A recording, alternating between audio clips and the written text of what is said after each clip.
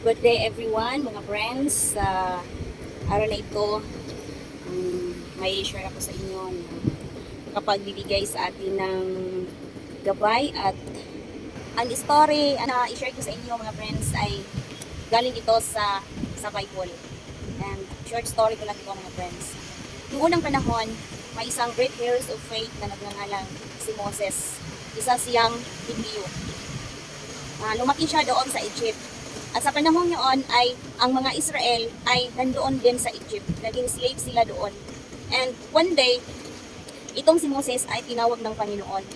Tinawag siya ng Panginoon para maging leader sa mga Israelites na nandoon sa Egypt. Na sila ay pumunta doon sa banal na bukid dahil sila doon ay magsamba sa Panginoon. Nang sila ay paalis na doon sa Egypt papunta sa bukid na sabi ni Lord sa kanila, ay hinabol sila ng pero o paraon at ang kanyang mga tauhan dahil ayaw nila na ang mga Israelites led by Moses na sila ay pumunta doon sa bukid para magsamba sa Panginoon.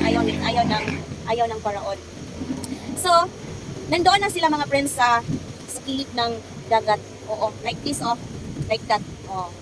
Then gusto silang tumawid doon sa kabila para sila ay makaskip sa mga tauhan sa Egypt. Kasi sila ay gustong pabalikin doon sa Egypt. So ano ang ginawa ng Panginoon? Nilid niya si Moses na itaas ang kanyang sungkod. Oo, itaas ang kanyang sungkod para ang dagat ay magawan ng daan. Yung dagat na sabi ni Saya pa napikas diha sa bunga kay sila moagi. Moagi si Moses ug ang mga Israelita. Yan.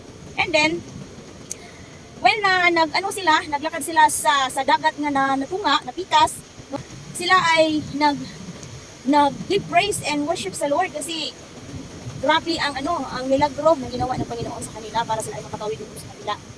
Imagine mga friends na napikas ang dagat.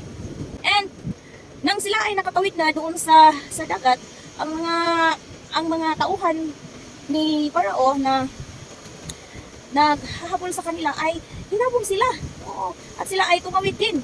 Pero ang ating Panginoon ay, ang protection niya ay nandoon sa kanyang mga tauhan na pinili. No? Mga chosen people na ang Israelites. Kaya, nang sila ay nakatawid na, biglang nauli, no? Na back to normal ang dagat. Kaya ang lahat ng mga naghahabol sa kanila ay silang lahat ay nalumos. Oo, nalumos sila mga friends sa dagat. Siyempre na back to normal na ang dagat. Kaya so ano ba ang mensahe doon sa ating buhay mga friends?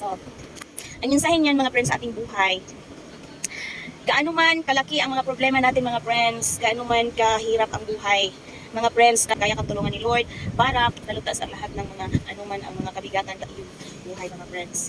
Okay, so yan lang muna mga friends. Bye bye everyone and thank you for watching.